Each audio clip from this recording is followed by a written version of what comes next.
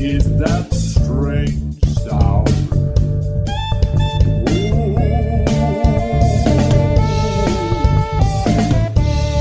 Where can it be coming from? Well.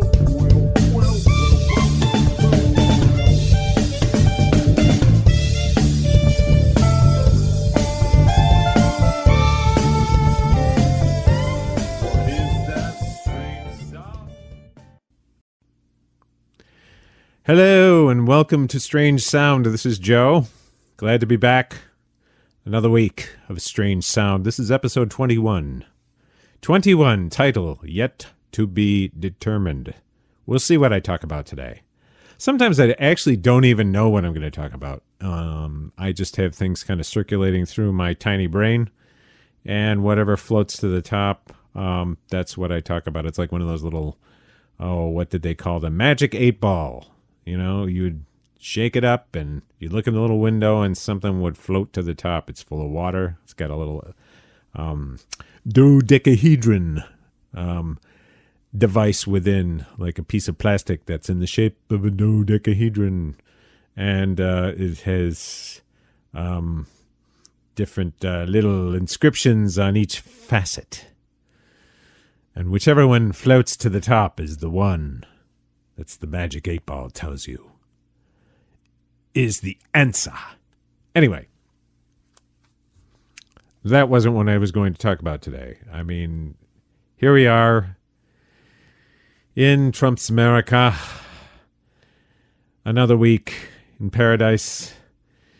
145,000 Americans dead from COVID.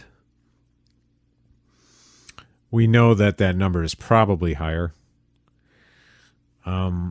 And well over 4 million infections. And we certainly know that number is higher. As much as they try to minimize it, this thing is just too big not to be front of mind. And this is causing our extremely strange president a lot of consternation.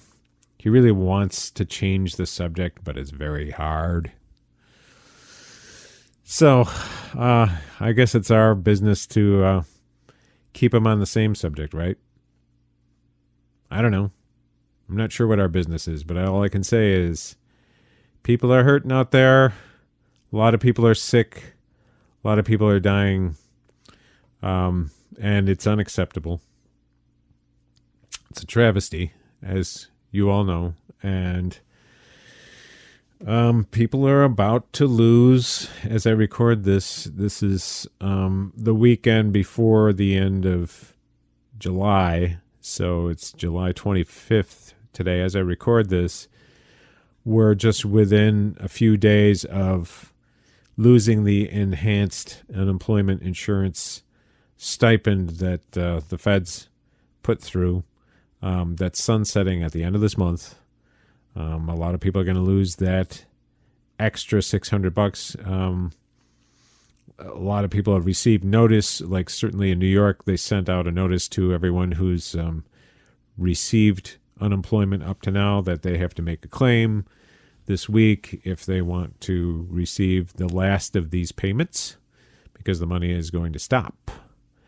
And it doesn't appear as if the Republicans in Congress are willing to sign on to an extension of this benefit, among other things, because they still feel as though this is too much money to give people who are on unemployment. They still feel as though this is a disincentive, or this is what they say anyway, that they feel that this is too much of a disincentive for people to go back to work, because they're saying, well, you know, people are making more money being out of work than they are at work, than they were when they had a job. Now, obviously, these legislators in Washington have no idea what it's like to be on unemployment. They've never experienced it, apparently, or they're just pretending that they've never experienced it, because that's not the way it works. It's very hard to receive unemployment. If you're called back to work, if you've been laid off and you're called back to work, which is the case with a lot of people, you don't get unemployment anymore. It's not like it's a choice. You can't say, nah, I want to stay off and collect unemployment. That's not a choice. And I live in New York. It's not a choice here. And New York is one of the more, I'd say, relatively speaking, one of the more generous states to receive unemployment benefits in. It's relatively smooth. They fuck up, it's true, but I mean, just like any other system, there's variations, and they underestimate how much you're making and give you a tiny amount instead of the full amount. I think the full amount in New York is like $504. But when you have the $600 enhancement, that ends up being $1,100 a week, a little bit over that. And sometimes they screw that up, but you have been getting it if you're unemployed in New York. A lot of other states, it's harder to get. It's harder to get on unemployment. It's harder to stay on unemployment. You have to demonstrate that you're looking for work. You have to demonstrate that you're unable to work for whatever reason. And there are, stiff penalties for people who receive aid who have the option of working. So if you defraud the system, you've got a huge problem. But still, somehow the Republicans in the U.S. Congress still think that this is just a matter of choice for a lot of people. And the only thing that's stopping them from going out and getting some crappy job somewhere is the fact that they're on these generous unemployment benefits that's more or less like their lunch money, like the House of Representatives' lunch money every week. And that this untold fortune that we're allowing people to walk away with is keeping them from going back to work, which is ridiculous, of course, and probably not the actual reason why they're doing this. This is just their trope. This is the usual trope. You have to force people into doing the right thing, right? It's a moral hazard. If you give them benefits for not working, then they're going to prefer to not work. We have to sort of light a fire under people and make them go out there and do the right thing. Good Lord. What a joke. Anyway, they don't appear to be in any kind of a hurry to pass a reasonable package that's going to allow people to pay their rent and buy their food and cover the cost of their medicine and whatever else they need to do. They're not going to do that, even though they and their president have caused this problem to begin with, this COVID crisis.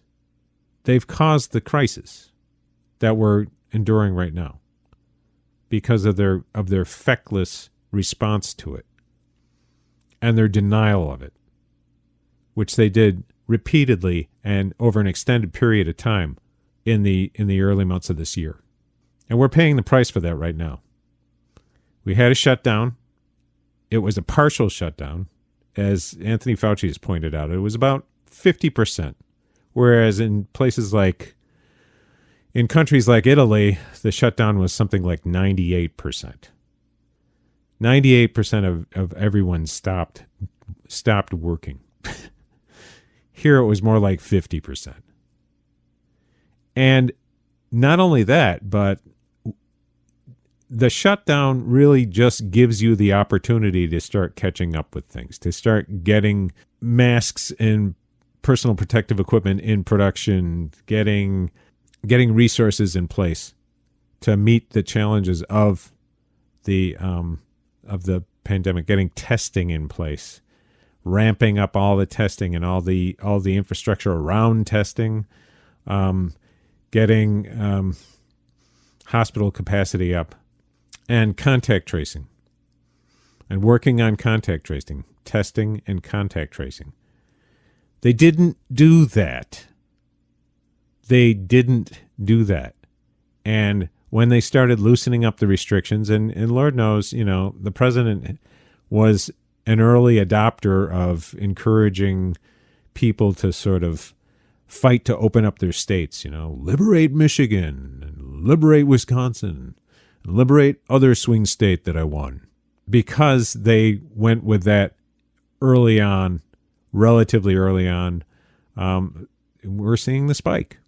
We're seeing a rise in cases, and we're looking at a very grim return of this virus. We're already over 1,000 deaths a day. It's climbing, and this is a really terrible time. So, I want to encourage anyone who's listening to this, and I know there's 2 or 3 of you out there, to just do whatever you can for people who are out of work. Encourage your legislators to do the right thing, especially if you live in a red state. Just pummel your senators. Call them, email them, do whatever you can to encourage them to sign on to some of these worker protections that we need to have in this time of COVID. And that's all I'm going to say about that because, again, I say this every time. There are sources you can go to that are far better informed than I am. Just listen to them on this issue. There's plenty of good thought out there. You can find it. You don't need me. Anyway, what was I going to talk about today? Well, something that would make these Republicans' heads explode, I think, is really what I want to talk about. I want to talk about the value of collective institutions. I mean, from a socialist perspective, there are opportunities for things to work a lot better if they're organized for the general good as opposed to private profit. There are tremendous opportunities for this in our society because basically almost everything is run for private profit. Our entire healthcare industry is run for private gain.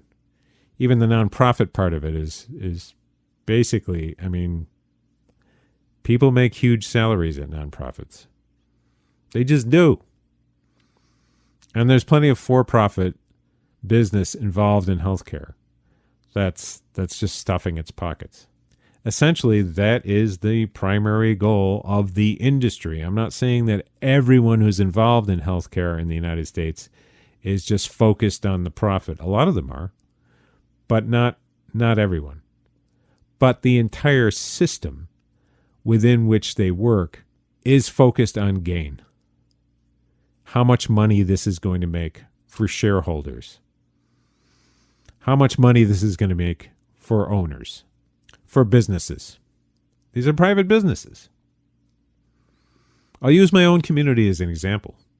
We have had 3 operating hospitals in my home community. 2 of them at least had a religious affiliation. One probably did, but it wasn't obvious from the name.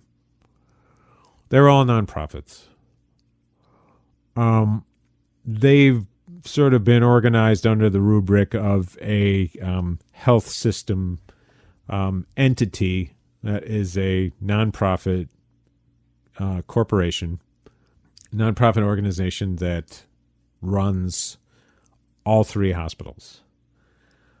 And that system is now in the process of building a new hospital that is going to replace the other hospitals, which are aging. The newest one of the 3 existing hospitals is the hospital I was born in, and I am 61 years old. So it came into service, I think, the year before I was born. So the newest hospital in our area, it's been added to. It's been expanded, and it has newer sections added to it. And it's been renovated, God knows how many times. But the newest hospital in the area is, I repeat, 62 years old. So, it was built in the late 1950s, and it looks like it. And because of the limitations of that building, they want to build a modern hospital in this community to serve the community with a design that's up to a modern standard of medicine, which I think is a really good idea. I'm a little worried about the capacity, since it seems like what they prefer to do is have just one hospital as opposed to three, and sort of either offloading the space or the physical plant at the other three hospitals after they've built their new hospital. That seems like maybe not such a great idea to me, but I'm all in favor of having a brand spanking new hospital with nice wide corridors and, the most modern equipment and all kinds of stuff that modern hospitals have. I think that's a really good idea. They are building it in the center of the main city around here, Utica. And there's been a lot of controversy about the location of it, but I'm gonna set that aside because that's been talked about quite a bit on a local level. There's been a lot of back and forth about this. There's been lawsuits. I'm not going to wade into that. I have opinions about it, but I'm not going to get into that. That's not what I'm really talking about. What I'm talking about is this private entity that manages practically all of the health resources in the area. Not all, but this is the company that owns all of the hospitals. And I'm not trying to paint them as like some kind of nefarious actor, right? This is a nonprofit entity that owns all of the hospitals in the area and runs all of the hospitals in the area. And they are building a new hospital in the inner city of Utica. And the reason why they're able to do that is because they're getting massive reimbursement from New York State. Because they're locating the hospital in the main population center of this region, there are more specific requirements for getting state aid. But one of the reasons why they're locating it within the city limits is that is one of the conditions of receiving state aid. And the state aid amounts to more than half of the actual cost of building the new hospital. Now, what's my point here? And my point goes back to what I was saying initially about, collective institutions as opposed to sort of private institutions, privately owned and managed institutions. No shade on this health system provider, but this is an unaccountable system. It's an unaccountable private system run by a board, and it has its own mission that it's developed, but it is not something that's controlled by the public. It is building a hospital with public money. Hundreds of millions of dollars of public money. Now, that's one piece of it. The other piece is that the rest of the money that it's using to build this new hospital, which is probably, somewhere on the order of 150 to 200 million, I'm not sure, is money that that's either been donated or is a product of basically charging the living hell out of everyone who goes to the hospital. So my example I've discussed on the show before, right? I went to the hospital for 4 days. I got a bill from my doctor that amounted to, for an operation, he charged my insurance company something like $8,000. I paid like $50 for that. The hospital charged my insurance company initially $50,000 plus for a 4-day stay. They were allowed a $37,000 billing, and my part of that is $5,000, which I am still paying. Okay, I've griped about this before, so I'm not going to go into this in detail. But the point I'm trying to make is that if that was my experience, that's the experience of hundreds of people around here. Did I use $37,000 worth of resources when I was in that hospital? I don't think so. Right? I don't think so. So, it's a money machine. And why are we set up this way? Why is a public good like a hospital? I mean, we need a hospital, right? Like any community, we need a decent hospital.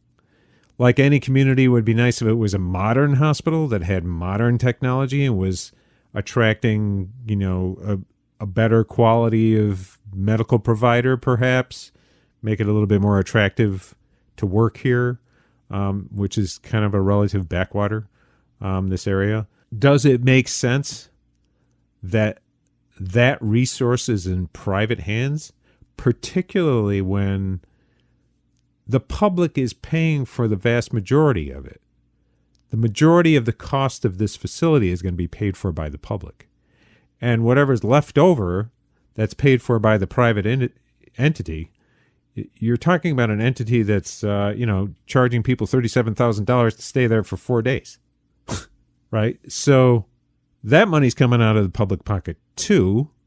It's just not considered a tax, right? I mean, anything can be considered a tax. Anything that you might otherwise receive without charge in a more civilized society, like any other industrialized society. When you get sick, you don't get a big fat bill. In fact, in some countries like Britain, they ask you if you need money when you leave the hospital, after an operation, after an accident, after an emergency room visit. They're not charging you. And I know what people will say.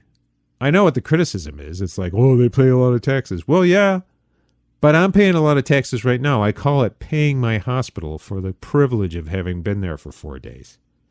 And don't get me wrong, they treated me well. The nurses treated me well. Excellent people. Skilled people. They kept my spirits up, and they helped me. In fact, they saved my life. And the doctor, excellent work. My hat's off to them. But they're just part of a system. It's the system that's the problem. I'm all for medical professionals being compensated properly. I don't expect anybody to work for nothing, especially in jobs that are as high stress as that. But really any job, right? And right now they're under a lot of pressure. When I saw them, they were under a tremendous amount of pressure because it was right at the height of the COVID crisis in New York State. It was in April. My stay in the hospital was in April. What I'm saying is that the fact that they work for a private entity that is providing a public good doesn't make any sense to me. Now, maybe I'm just a dyed-in-the-wool collectivist, but it seems to me like these resources should be in the hands of the public in some kind of mediated way, at least, so that whatever institution is running them is accountable to the public and not just to its shareholders, not just to the people who run the private entity, right? And I'm picking on the local healthcare industry just as an example. There are plenty of other aspects of our economy that we can talk about that have the same type of problem, maybe even more acute in some ways. The energy industry. Everybody needs energy. Why is it in private hands? Right? There are public utilities, sure, but it's mediated, and when I have a problem with our electricity, I have to call National Grid. That's a private entity. They may be required to do certain things, but honestly, National Grid is owned by a company that is based in the UK. National Grid does very little in the way of routine maintenance because they're trying to squeeze as much money out of this grid, out of the upstate New York grid, and probably every other one that they're involved in, as they possibly can.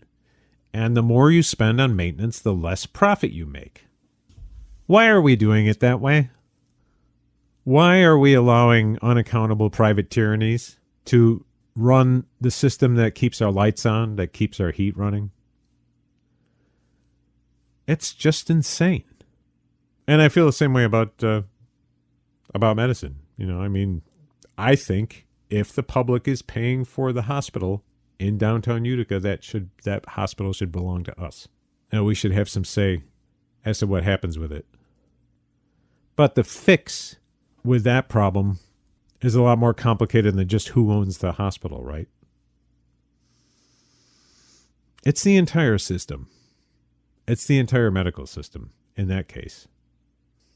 How do people become medical providers? What are the incentives? Why do people become specialists as opposed to general practitioners? How are they incentivized, right? If it costs hundreds of thousands of dollars to go to medical school, are you going to want to take a position as a primary care physician somewhere and make, not all that much money? Or are you going to go into a specialty and just rake it in? What are you going to do? The incentives are all in the wrong direction. I'm not saying we don't need specialists. Sure. But we also need primary care providers. There's a public interest in providing health care. Everyone has an interest in this because everyone needs it at some point. Just like everyone has an interest in energy transmission because everyone needs energy. Right? Everyone needs food, right? Everyone needs shelter. Everyone needs water. We realize at some level that, there is a reason to have a public good like water, for instance, be in at least to some extent subject to the public will and responsive to the public will. So we have a water board, right? That's true around here. That's not true everywhere. We're at the end of decades of privatization during this neoliberal economic period that really kicked into high gear during the 1970s.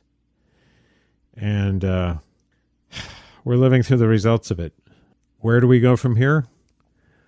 Again, I'm probably not the right person to ask about this. There are plenty of people who've done a lot more thinking than I have on this. I think Richard Wolff has some pretty interesting ideas as to how to build a co-op sector alongside the capitalist free market sector, the private tyranny sector, essentially. He's got some good ideas in that sense. He's got a theory of change that seems reasonable. I am very interested to hear what other people's theory of change is, how we get from where we are to where we need to go, because there are problems facing us right now that cannot be solved using this neoliberal model, using this privatized model. If the primary entities in public life are being driven by the profit motive, we are not going to get anywhere on the most serious issues facing us right now. And I'm talking about climate change. I'm talking about COVID. I'm talking about health in general. I'm talking about war and peace. If we're driven by private profit, we're driving off a cliff. And we need to handle this. So what can I say, folks? I don't have the answer. Maybe you have the answer. If you've got the answer, I hope you'll tell me. That's really all I've got for this week on that.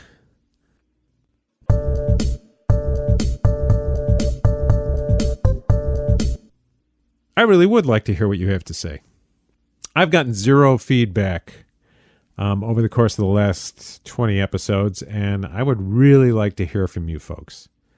Set me straight. Come on the show with me. We can do a Zoom session. I'd be happy to turn this into a conversation. I think that would be really fun.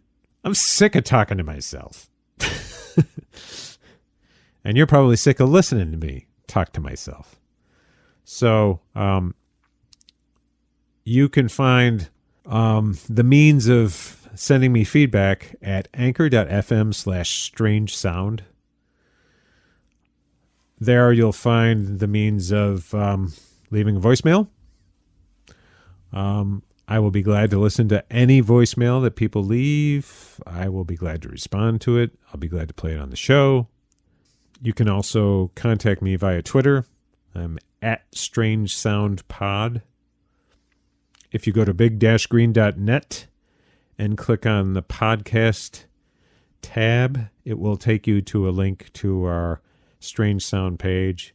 That isn't very well built out, I have to say, but there are links on the Strange Sound landing page to our various social media properties on Twitter and on Facebook. So if you want to interact with us that way, that's fine. Please do. Otherwise, I'd be glad to hear from you. So just reach out. Tell me what's right. Tell me what's wrong. And that's all I got. One last thing. I just wanted to mention in passing. One of my favorite podcasters, Michael Brooks, has passed away this past week, shockingly, at the early age of 37. I just want to say how sorry I am to hear this, and this is a tremendous loss. Great voice, very funny, very progressive. Really enjoyed listening to him. He will be sorely missed. So, my condolences to all. In any case, stay safe out there. We'll see you next time. This has been Strange Sound with Joe. Thanks for tuning in.